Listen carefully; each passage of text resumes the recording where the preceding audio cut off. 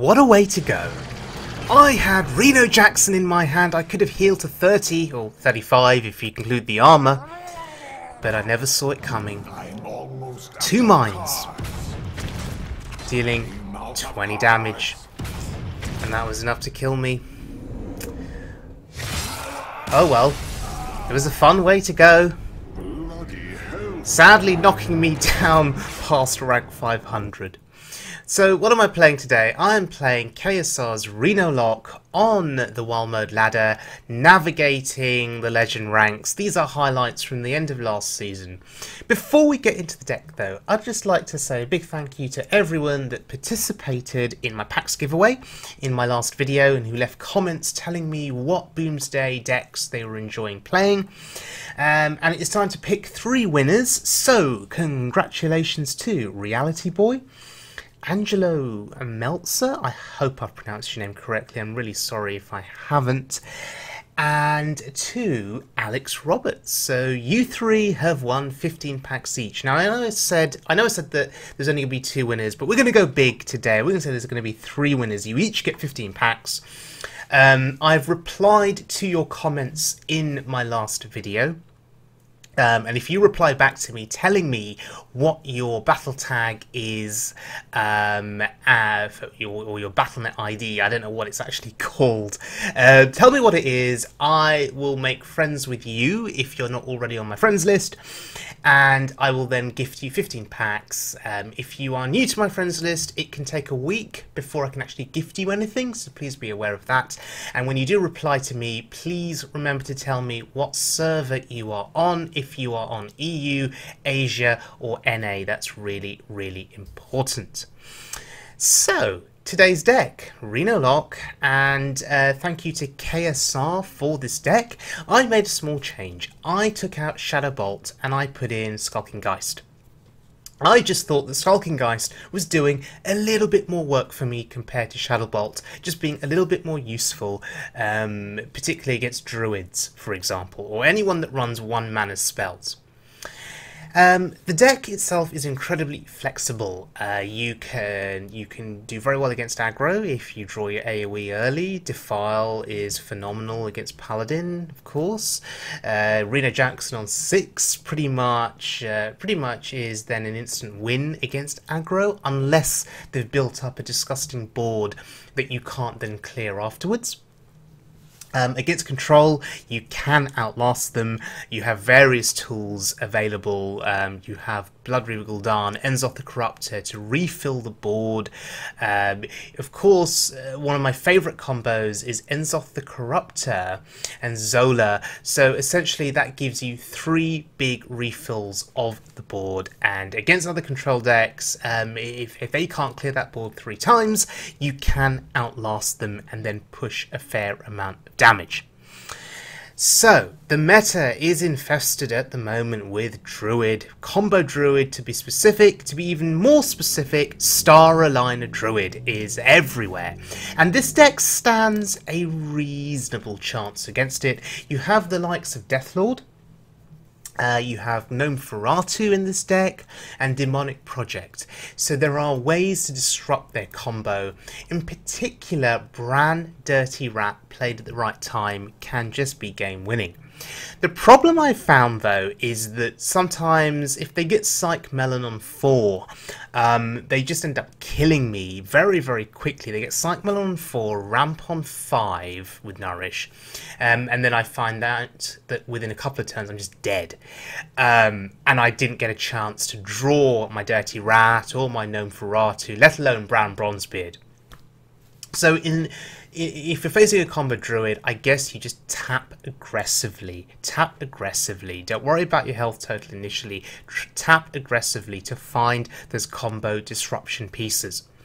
But we're going to look at a couple of different games in this video showcasing this deck and proving that Renolock is still a strong deck to be, to contend with, and still does a great job at navigating the ladder either at Legend or at any other rank. So let's move on to our first little highlight.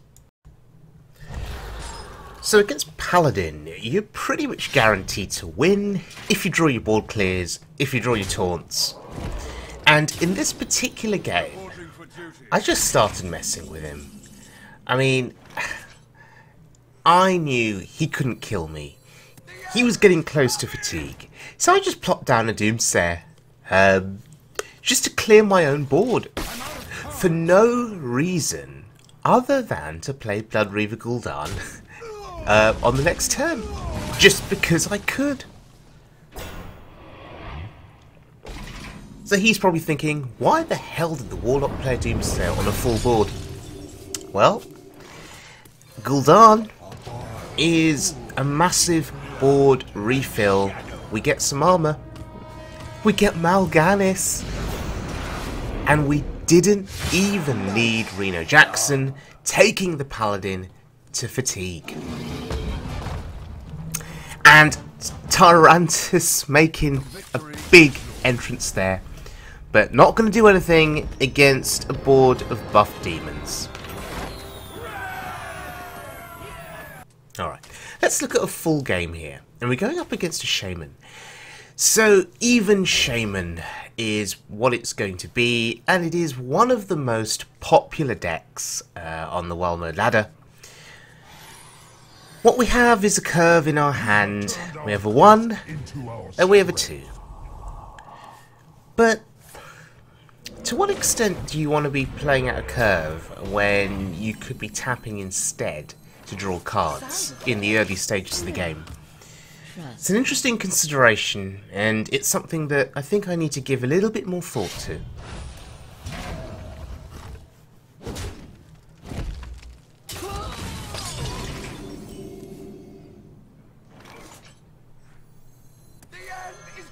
And I'm using my Doomsayer here quite liberally. Maybe I'd want to wait a little bit longer till something else comes on the board.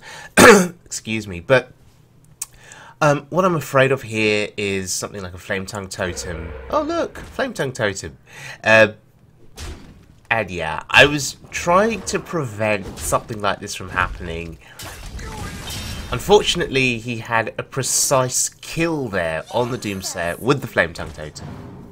But yeah, just trying to stall him from developing more stuff on the board. It didn't work out. And this is where the Even Shaman starts to steamroll. They get very good trades, and they continue to apply pressure, filling the board.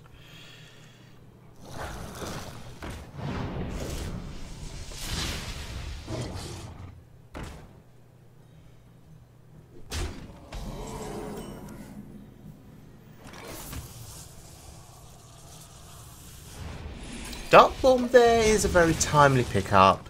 Reduces the damage on the board by 4, which is pretty good. But the pressure continues. And we are not a warrior. We do not have Brawl on turn 5, and that's a 4-mana 7/7. Very awkward. Godfrey is going to be really, really good next turn because we can coin him out. We just have to make sure we don't die, and devolve. Pretty good for him there. And he trades. Okay.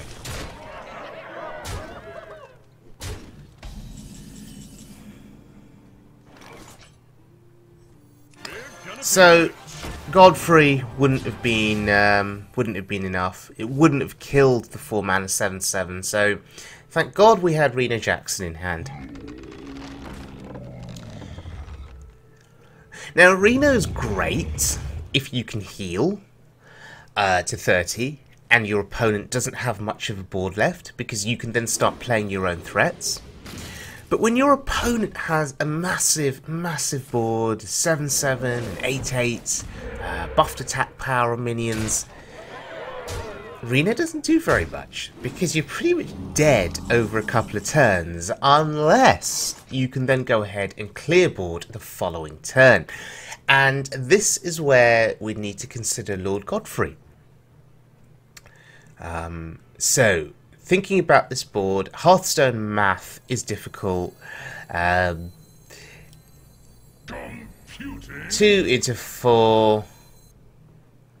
Does that work? 2, 4, 6.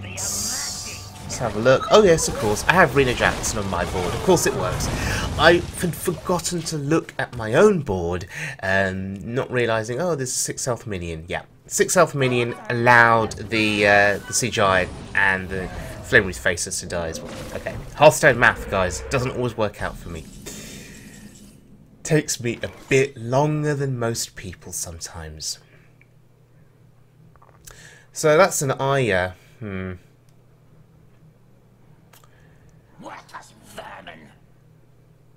If we trade in, Defile doesn't do anything.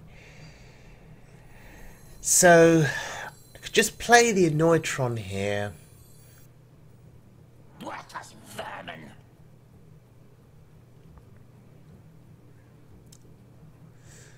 This actually proved to be a somewhat difficult turn. Maybe I want to kill the Spell Power Totem?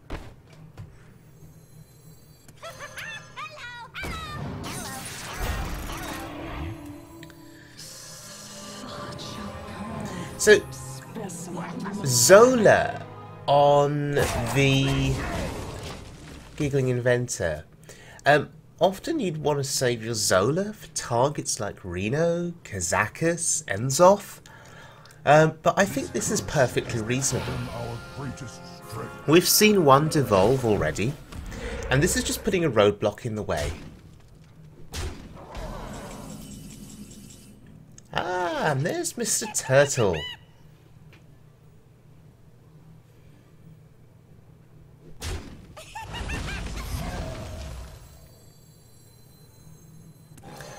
So, there are no buffs here, there are no demons on board. But our face is protected, and we're essentially saying to him, you need to invest substantial AoE to kill Mal'Ganis, or have another devolve to remove him from the board. So right now, Mal'Ganis being protected by a lowly Annoytron.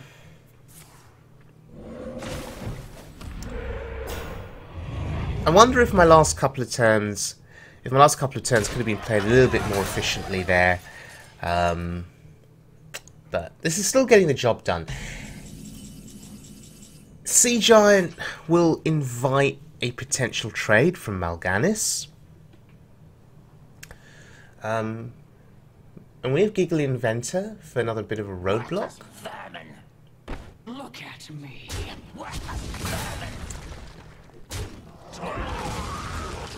So this is a full board clear here, which is really good. But instead of Giggling Inventor, I decided to play the Enzoth. The reason being to get a 5 attack minion with 7 health down on the board. This is almost a tempo Enzoth, but we get a 5/7 on board, and we get a little bit of healing down with the Mistress once it dies. I think that's actually worthwhile doing. Because it's going to be a while until we get an opportunity to build a substantial board with Death Rattle minions. And there you go. 5 attack Enzoth doing some work. And we have the board, and we have all the pressure. And I suspect, yes, that will be the concede, because he ain't coming back from this. There it is. So, bit of pressure there. Worked wonders.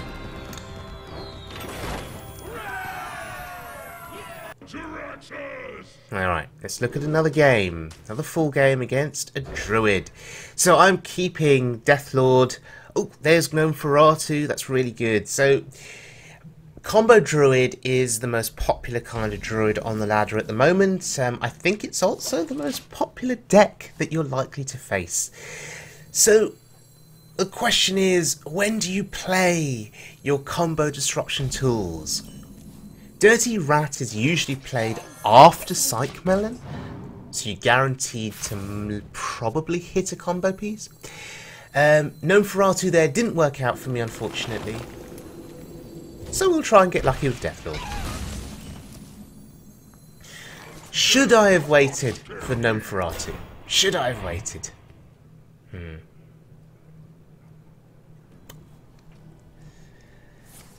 Well, maybe we'll get lucky with Deathlord.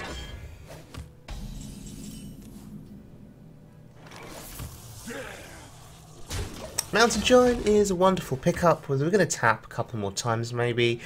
Or we've got the option of playing a taunt. And there it is.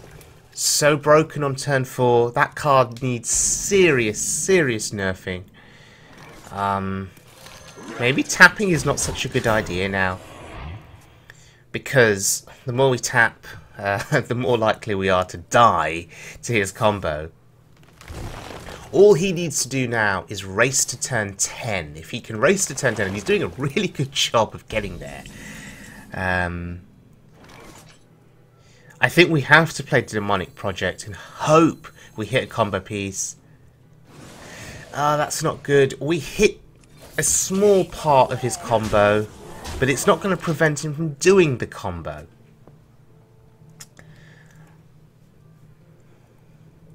Maybe I should have played the Mistress there. But here it is. Here's the combo. But we did hit a return to hand effect. So maybe his damage is going to be limited here. Stars align. Okay, what will Deathlord bring out? Oh god, Street Trickster. Hilarious. And there's the other Stars Align, and he plays a Spreading Plague? Okay. Well, we have Twisting Nether in hand, but we can't play it. We're 1 mana off. This dude played his combo on my turn 6. That's disgusting. So, we say hello to him with a Giggling Inventor. We play the Mistress for a bit of health gain and just hope we're not dead. We're actually at a reasonably respectable health total, and I think what he was going for there is he's going for board presence. Because even if they don't kill you with their combo, the board that it generates is substantial. But if we can survive until turn 8, we have the Twisting Nether. And maybe we can make a comeback. But yes, double Annoytron there being super annoying. 1 off, no, 2 off lethal there. 2 off lethal, wow.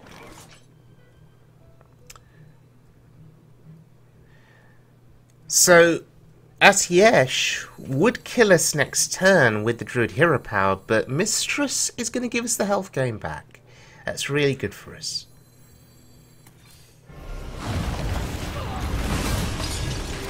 So, ladies and gentlemen, this is how you beat Combo Druid. You disrupt 1 small combo piece, and then you survive with Twisting Nether, and just hope and pray that they don't draw enough damage to kill you. But any kind of minion generation here is going to put us at a serious risk of dying. Mal'Ganis is in hand, so we can play him. And just hope that there isn't an easy way for Mal'Ganis to be killed.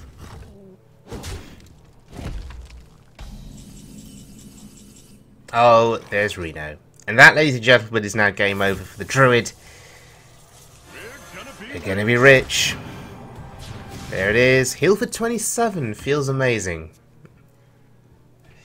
Yeah, so if you don't draw your Renos, if they combo your face, don't quite manage to kill you. If you don't have Reno in hand, you're just hoping for massive board clears. You're hoping for other ways to survive until you draw your Reno. But yeah, there's nothing he can do here now. This game is over. And this is the best feeling in the world. Yeah, when it doesn't work out for Combo Druid, get wrecked, sir. Get absolutely wrecked.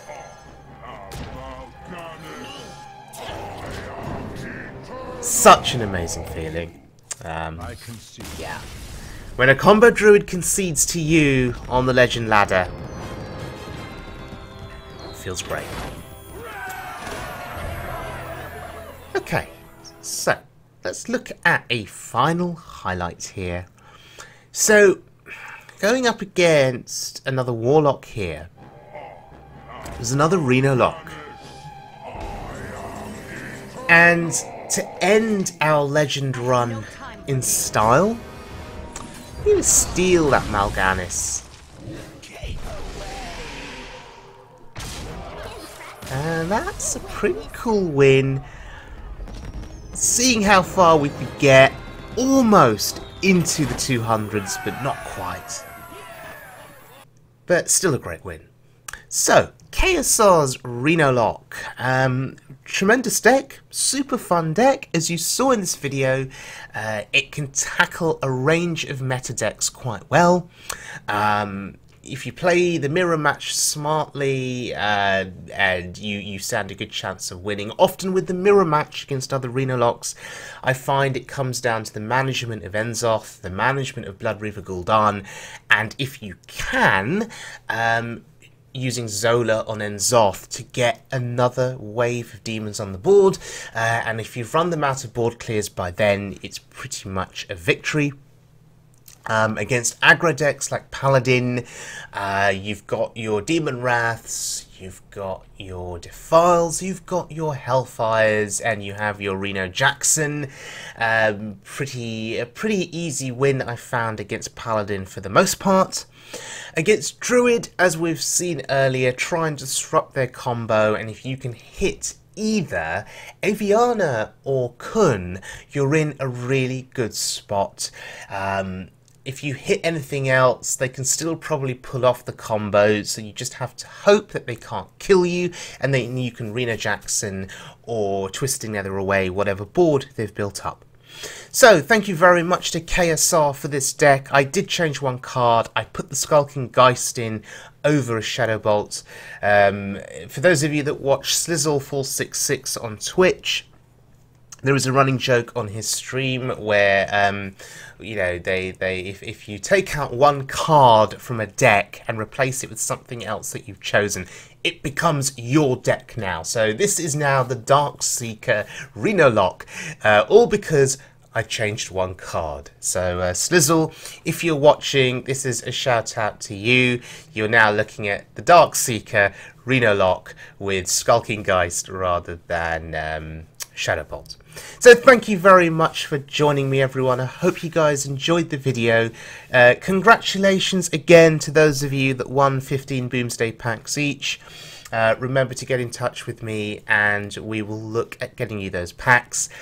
So yeah, if you enjoyed the content, please subscribe. There will be more Wild Mode content coming in the future. Wild Mode is my favourite mode in all of Hearthstone, and that is going to continue moving forward. So thanks again for joining me, and I'll see you guys all again for more Hearthstone fun.